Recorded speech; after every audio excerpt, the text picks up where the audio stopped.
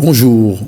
Aujourd'hui, dans cette émission BELS, Bien-être, les loisirs et la santé, nous allons parler de harcèlement scolaire. Effectivement, c'est un fléau qui prend de plus en plus de place. Ça peut conduire à des issues dramatiques pour certains. Et pour en parler, pour échanger, nous allons avoir plusieurs reportages. Des reportages de prévention et des fonds de cœur. Mais aussi, nous allons avoir le plaisir de retrouver Farah Tagoli. Bonjour. Farah, qui est médecin en médecine d'urgence. Interne, c'est ça. Voilà. Et Farah, cette émission, en fait, depuis longtemps, vous vouliez qu'on la fasse. C'est ça. Oui, j'y tenais, ça me tenait très à cœur de faire cette émission. Ouais. Alors, est-ce que ça a un ancrage professionnel ou est-ce que c'est parce que aussi il y avait quelqu'un de proche? Ouais, c'est plutôt sur le versant personnel. Je dirais que j'ai connu un proche qui a subi un harcèlement scolaire qui aurait pu aller très loin et où en fait j'ai eu la chance de pouvoir intervenir à temps avant que ça prenne des issues dramatiques et c'est pour ça que je venais témoigner aujourd'hui et que je voulais vraiment faire une émission là-dessus. Alors effectivement, plusieurs personnes, quand ils ont été malheureusement victimes, ou les parents s'engagent ensuite dans des démarches de prévention parce que ça n'a pas lieu d'être. Ça n'a pas lieu d'être. Et justement, pour parler de prévention, eh bien, nous avons été invités dans une école primaire et maternelle du côté de Sainte-Geneviève à Saint-André pour nous montrer ce qu'ils font en sensibilisation pour pouvoir parler aux jeunes dès le plus jeune âge. Voyons le premier reportage. Ici, l'affiche nous a permis de travailler sur la violence dans la cour et il y a violence, les coups qui marquent. Le débat a été autour de qu'est-ce que la violence répétitive qui conduit au harcèlement et qui marque le corps et l'esprit, quoi. Moi, je trouve que Enzo, il était des fois mis à l'écart. Oui. Dans la cour, dans le jeu, etc. Personne ne le veut à côté de lui. Et après, je l'ai dit, s'il veut jouer avec nous, il peut venir, après il est venu jouer avec nous. Voilà, mais ce travail, on a dû le faire en discutant, en classe, en disant est-ce que quelqu'un accepterait d'être mis à l'écart. Vu qu'on leur donne cet espace de parole et qu'ils arrivent à s'exprimer et qu'on arrive à discuter avec eux, si ça ne cesse pas au collège, ils viennent même nous le dire. Le harcèlement, c'est la violence physique, verbale, et c'est quand c'est répétitif. Pour moi, c'est de la violence gratuite. Par exemple, on ne se concentre pas très bien, on perd l'appétit et on a du mal à se trouver des amis. Le harcèlement, ça pousse les gens au bout pour se suicider, pour se faire eux-mêmes la violence et je trouve que ce n'est pas très bien. Au CM1, j'avais une amie qui s'était fait harceler. Elle avait mal à la tête, elle avait plein de trucs qui lui empêchaient de venir à l'école. Mais elle avait mal au ventre, mal à la tête et disait à sa maman, elle n'avait rien dit à personne, il y a juste ses copines d'école qui le savaient. Et celle qui s'était fait harceler, elle avait dit à une surveillante et celui qui harcelait, il s'est fait gronder. Dire à quelqu'un de façon à ce qu'il intervient, et comme ça ne se répète plus. C'est comme ça que ça s'est passé ? Oui. Alors, l'APEL est sensibilisée en fait sur toutes les actions qui se passent à l'école, notamment sur le harcèlement, qui touche principalement en fait les jeunes de cet âge. Donc, on a fait pas mal de sensibilisation, nous de notre côté, avec des cafés-débats. On a choisi un film sur Internet, il vient de l'UNESCO, et ensuite on a créé notre QCM en fonction de la vidéo. Avec des QR codes pour valider les réponses. C'est bon, tout le monde est validé, ceux qui sont validés, vous baissez. Voilà, merci. Pour voir s'ils ont compris, ils ont une bonne compréhension. Et pendant le quiz, on débat sur les mots de vocabulaire, sur les différents types de harcèlement. Très bien. Le harcèlement psychologique, c'est lorsqu'on se moque de quelqu'un, c'est des moqueries, des insultes. Le harcèlement physique. Les enfants sont en train de décorer un petit cœur sur lequel est écrit la chanson qu'on leur a appris, qui est Toi plus moi de Kids United. Donc c'est vraiment beaucoup plus explicatif pour eux, pour les petits, à comprendre que le harcèlement à proprement parler. Alors on y va. Toi plus moi plus eux, tous ceux qui le veulent. Suis, ceux qui sont seuls.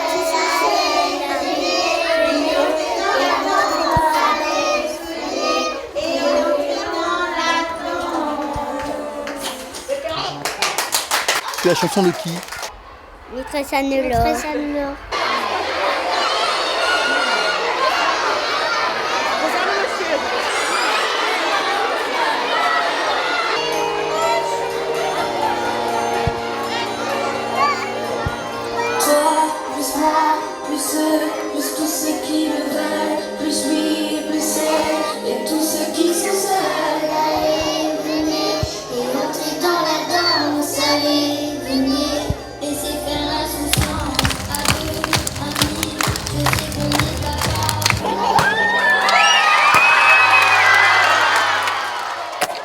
À chacun sa flash mob, les petits ont dansé, puis c'était au tour des grands sur une autre musique.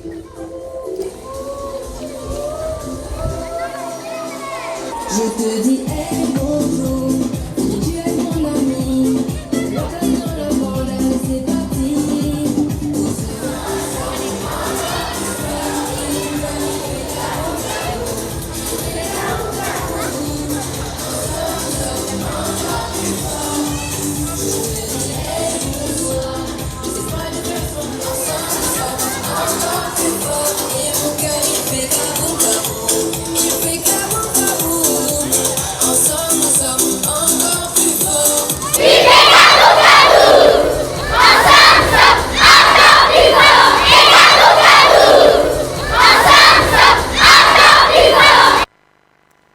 Baboum, baboum, ensemble nous sommes encore plus forts. Effectivement, là, sur une flash mob, les enfants renforcent pour se rappeler de cette journée, mais il n'y a pas eu que ça. Toute la journée, il y a eu plusieurs ateliers, on l'a vu.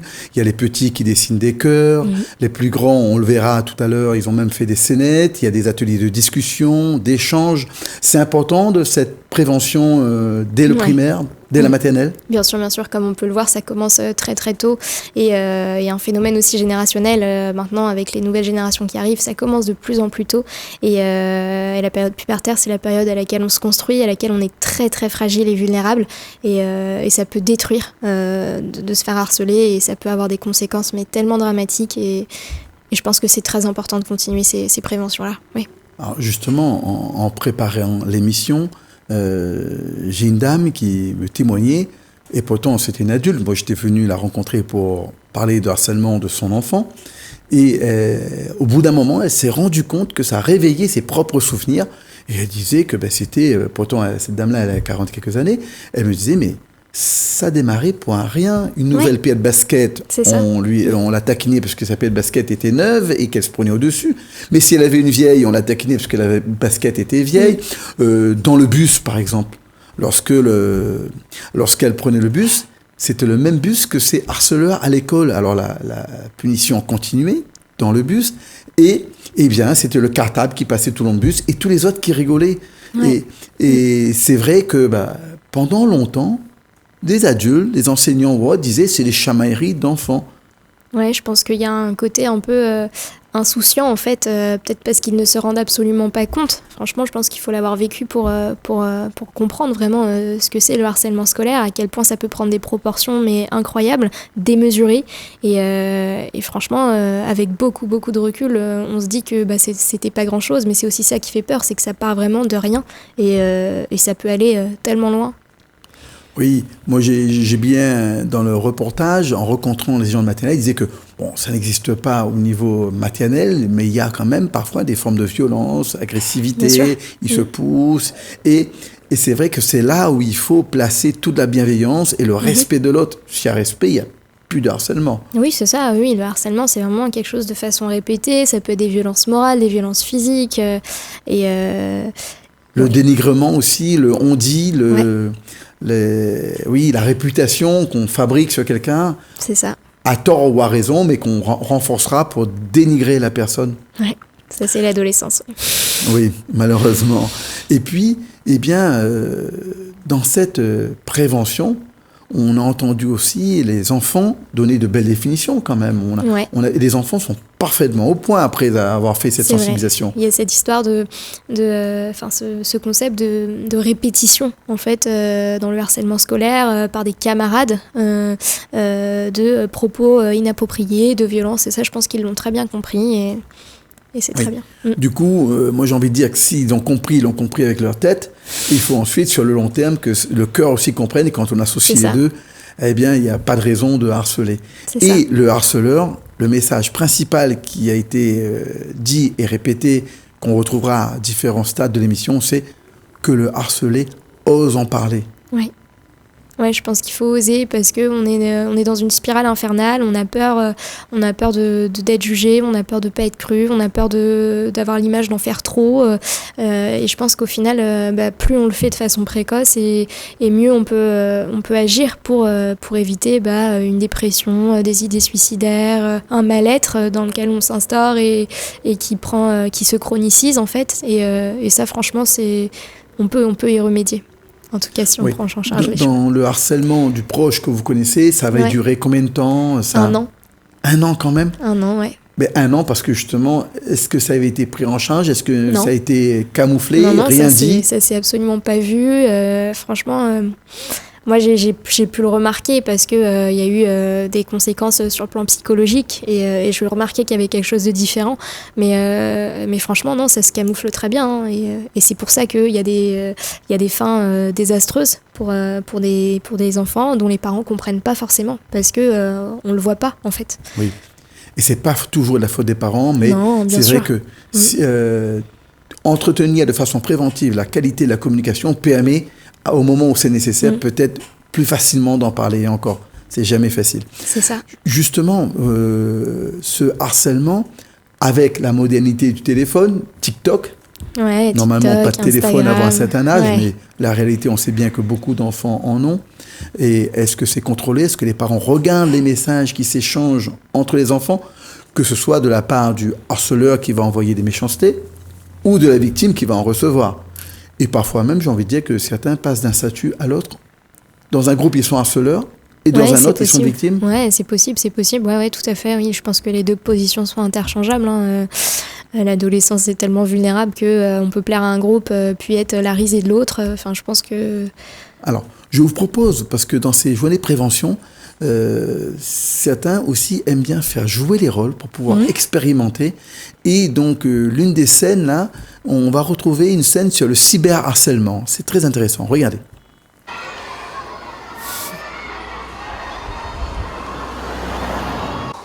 Elles sont toutes les deux au collège et elles ont une discussion que vous pourrez avoir plus tard vous aussi quand vous serez au collège. C'est parti. C'est vraiment pas normal ce qu'ils ont fait à Fanny. De quoi tu parles? T'es pas au courant? Elle s'est fait harceler par tout le collège. Elle a reçu plus d'une centaine de SMS sur son portable. Tu n'en lui as envoyé aucun, toi? Combien tu en as envoyé, toi? Si, mais un seul. C'est ce que doivent dire les autres 99 autres élèves.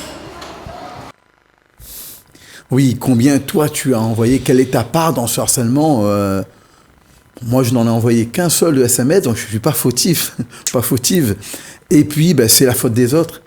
C'est toujours la faute des autres. C'est toujours la faute des autres. Ouais. Il y a cette idée de responsabilité qui est dure à assumer, je pense, parce que c'est des enfants, en fait, ils ne se rendent pas compte. Et comprendre que chaque petit acte cumulé aux autres va contribuer à cette souffrance, à ce harcèlement. Oui, bien sûr. Ouais. Oui. Le harcèlement par téléphone, maintenant, ça existe. En plus, pour certains même, c'est facile parce que pas besoin de beaucoup de courage. Hein, on peut le faire anonymement quand on ne connaît pas nos numéros de téléphone et tout. Et puis la victime, souvent, n'ose pas aller se plaindre. Non.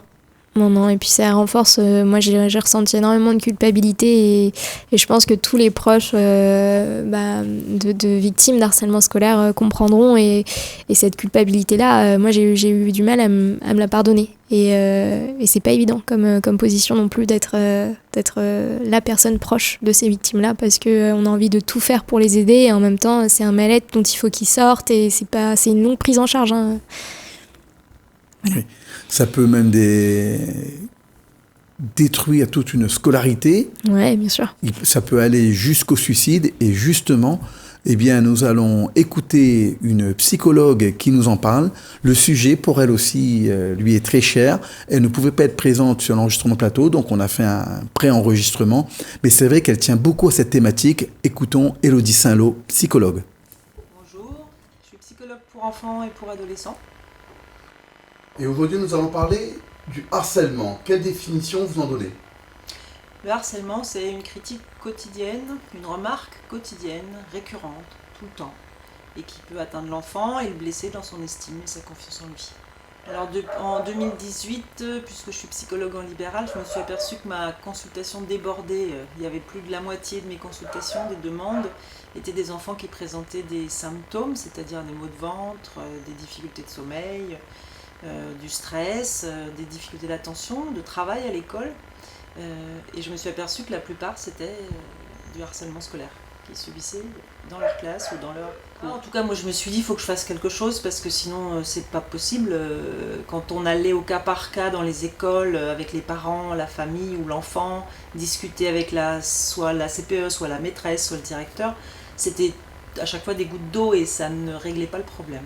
Donc je suis allée voir la mairie à Saint-Denis pour voir si on pouvait faire quelque chose de plus collectif. Voilà, c'était mon idée et ça s'est mis en place tout doucement. Voilà. À quel âge ça commence? Alors ça commence quand la socialisation commence à prendre de l'importance pour l'enfant. En maternelle, c'est assez rare. Ce que je remarque, moi, c'est plutôt en primaire, dès le CP. CP, CE1, c'est parti. Le harcèlement, c'est souvent un groupe, ou en tout cas, c'est l'adhésion à une personne qui fédère une idée contre une personne. Donc, pour être bien vu et accepté dans les groupes de pairs, c'est ce qui est le plus important en primaire et au collège, il faut être comme les autres. S'il y en a un qui se fait moucater parce qu'il est gros, parce qu'il a la coupe de cheveux différente, parce qu'il met un t-shirt d'une autre couleur, des fois c'est vraiment des bêtises, même le prénom ou le nom peut être sujet à moquerie. Hein. Et les autres vont adhérer à celui qui commence à harceler, ça fait un groupe. Et l'effet de groupe, on connaît tous ça très bien, hein, ça donne du pouvoir. Et après, l'enfant, il est encore plus écrasé et il ose encore moins parler et dire les choses. Les conséquences à long terme aussi, c'est donc l'estime qui baisse. Hein, l'estime de soi, c'est comment on se voit dans le regard de l'autre. Et évidemment, quand on regarde les autres et qui nous critiquent, on pense vraiment qu'on est comme ça. Ce qu'on trouve au collège, beaucoup d'enfants qui sont isolés, qui ont subi donc du harcèlement isolés tout seuls, c'est-à-dire le midi ils vont à la médiathèque où ils se cachent dans les endroits, il y a des enfants qui se cachent dans les toilettes, hein. Il y a des enfants qui ne veulent pas passer à la cantine parce qu'ils ne supportent pas de manger seuls et de se faire moquer. Il y a des enfants qui commencent à avoir des anxiétés, de ne pas dormir la nuit, donc des effets sur le scolaire, évidemment, l'attention, la concentration, l'apprentissage, la mémorisation, puisque pendant le sommeil, c'est tout ce qu'on fait quand même. On mémorise, on classe dans notre tête. Donc ces enfants-là, on les pointe du doigt parce qu'en plus, ils sont mauvais élèves la plupart du temps. Alors les conséquences, elles sont à long terme, parce que souvent, les enfants ne disent rien. Pendant longtemps, ils subissent, ils acceptent, parce qu'ils ont honte de se plaindre, ils ont l'impression qu'ils sont trop faibles, donc ils ne disent rien. Et chaque année, c'est le stress pour pouvoir retourner à l'école, parce que les changements de classe, à chaque fois, ils espèrent que ça va changer, mais ça continue, parce que c'est une position qu'ils adoptent après la position de victime. Donc les conséquences sont graves, parce que plus ça va, plus il est persuadé de ne pas être aimable au sens propre, c'est-à-dire pas être accepté et acceptable par les autres, et il s'isole finalement de plus en plus, et il ose de moins en moins demander. Donc le pire, c'est après, effectivement, quand on arrive au collège. Au collège, là, il y a le téléphone qui prend le relais, parce que souvent les enfants à partir du collège maintenant ont un téléphone. Et là, il y a le relais qui continue, c'est-à-dire que même quand on quitte l'établissement, on continue à se faire embêter sur les réseaux, ou ne pas être inséré dans les groupes, ou si on est inséré dans les groupes, parce qu'il y a des groupes qui se créent dans les classes, on ne nous donne pas toutes les informations, ou on ne nous répond pas. Et puis le soir, c'est souvent des attaques frontales, parce que derrière le téléphone, personne n'a l'impression qu'on est vraiment vu. On ne peut pas être pris, on ne peut pas être accusé de harcèlement. Donc c'est plus facile de lancer des messages, effectivement, et ça continue. Quels sont les signes d'alerte pour le prendre dès la racine? Alors, déjà, quand un enfant est assez réservé, assez timide, ou qu'il a une particularité, quel qu'il soit, hein, que ça soit en moins ou en plus, peu importe, dès qu'il sort de l'eau, il faut faire attention. C'est quelqu'un qui est susceptible d'être harcelé. Donc il faut l'aider à comprendre effectivement en quoi il est différent des autres et en quoi c'est une richesse. Est-ce qu'il y a des profils d'enfants plus exposés que d'autres? Alors je pense qu'il y a des enfants qui sont plus sensibles et plus fragiles, des enfants qui sont plus timides, des enfants qui n'osent pas parler facilement devant les autres. Et puis des enfants qui ont des différences qui sont particuliers, donc soit une différence avec un handicap effectivement visible ou invisible, des enfants qui ont d'autres idées aussi, ils deviennent victimes. Là. Oui, en plus le doute, puisqu'ils ont beaucoup de doutes sur leurs compétences et leurs valeurs, ça s'enflamme, ils ont encore plus de doutes sur eux, et ils se renferment et ils ne disent rien. C'est des enfants qui passent des nuits horribles, et d'où après les conséquences au collège ou au lycée, avec une anxiété qui monte, une pression scolaire, une pression interne extrêmement forte sur les résultats, avec des conséquences qui peuvent être graves au niveau physique, beaucoup de scarification, avec des atteintes au corps, des idées noires, des idées de mort, des tentatives de suicide, dont certains effectivement réussissent à se suicider. Là, on peut peut-être conseiller aux enfants, dans ce cas-là, tant qu'ils n'ont pas écho, d'aller trouver une autre personne, la maîtresse d'école ensuite, ou le maître d'école. Alors oui, la maîtresse d'école, quand elle est bienveillante, ça marche super bien, parce qu'elle règle le problème tout de suite, en fait, elle en parle avec les enfants concernés, bien sûr, bien sûr. Et quand ça se passe vraiment mal dans une école, quelles sont les solutions? Quand ça se passe vraiment mal dans une école, moi, souvent les parents veulent enlever l'enfant de l'école pour le soulager. C'est pas obligatoirement la meilleure des solutions parce qu'en fait, c'est une fuite et le problème n'est toujours pas réglé parce que son comportement il va être le même quand il va rentrer dans une nouvelle école, il va reprendre la même position. Donc l'idéal, ça serait quand même de le faire accompagner la famille, de travailler sur sa confiance en lui, son estime pour qu'il puisse dire à l'autre « Bon, maintenant ça suffit, tu me laisses tranquille », lui apprendre à se défendre. Oui, on a le droit de se défendre et de dire non quand on se fait embêter. Voilà, se défendre sans devenir soi-même violent. Ah non, mais il n'y a pas besoin d'être violent, il suffit de dire non. La plupart du temps, quand on leur dit avec des mots, ça marche très très bien. Non, il n'y a pas besoin d'être violent physiquement non plus. Il faudrait vraiment leur apprendre dès le plus jeune âge à avoir confiance en eux. C'est un problème d'estime et de confiance, c'est ce qui est travaillé la plupart du temps dans les consultations. Alors, pour se reconstruire lorsqu'on a subi le harcèlement. Effectivement, à partir du moment où on a rencontré quelqu'un à qui on a pu se confier, on a pu être entendu, on peut se reconstruire. On peut commencer à valider le fait que c'est pas justifié. On a été harcelé, mais ce n'est pas justifié, ce n'est pas de notre faute. On est juste différent de la norme. Ce qui est important, je trouve, c'est donc aller voir effectivement un psychologue ou un éducateur ou une maîtresse ou un prof de tennis ou quelqu'un avec qui on peut parler pour se rendre compte que rien n'est justifié dans le fait qu'on ait été harcelé. Ensuite, ce qui marche bien, c'est de commencer des nouvelles activités avec des nouveaux groupes de pairs, où justement, on peut proposer à l'enfant de se positionner différemment. Quand il va arriver dans ce groupe, lui faire entendre que dans ce groupe-là, personne ne le connaît. Donc personne ne sait ce qu'il a subi déjà. Donc il peut effectivement y aller en confiance et s'ouvrir aux autres. Donc ça, c'est vraiment important. Les groupes de parole aussi entre enfants qui ont été harcelés fonctionnent très bien. Parce que les enfants racontent ce qu'ils ont vécu et ils s'allègent en fait l'un et l'autre et ils se donnent de la confiance l'un dans l'autre. Ils se rendent compte qu'ils ne sont pas les seuls. Et ils ne sont pas les seuls. Et qu'effectivement, du moment où il y en a un qui a raconté son histoire et il raconte, par exemple, qu'il a pu dire et que finalement la maîtresse a pu l'aider et qu'on en a parlé dans la classe et que dans la classe, il y a d'autres enfants qui ont dit « moi aussi j'ai subi ça » ou « moi j'ai vu un tel ». Voilà. La parole est recommencée dans des groupes pour se faire de nouveaux copains. Parce que ce qu'ils ont besoin d'entendre, ces enfants-là, ou de vérifier, c'est qu'ils sont aimables. Au sens propre du terme, vraiment, c'est-à-dire intéressants pour certains. Oui, chaque enfant, avec sa différence, sa spécificité, sa particularité, est aimable. Il n'est pas obligé d'être ami avec tout le monde, mais il a des amis et il n'y a pas de raison qu'ils subissent le harcèlement de la part d'autres. C'est pour ça aussi que nous, d'ailleurs, à Bels, on aime bien parler des différents handicaps pour que justement les gens soient sensibilisés. Et plus les gens connaissent, par exemple, que ce soit l'autisme, que ce soit la dyslexie, que ce soit la dyspraxie qui rendent maladroit parce que c'est celui qui ne peut pas se coordonner, ou à l'inverse, celui qui est surexcité parce qu'il a une maladie aussi qui s'appelle le TDAH, trouble du comportement, trouble du déficit de l'attention avec ou sans hyperactivité. Plus on connaît l'autre et plus on accepte sa différence finalement. Bien sûr. Après, c'est quelque chose qui demande beaucoup, je pense, et ça prend du temps. Voilà.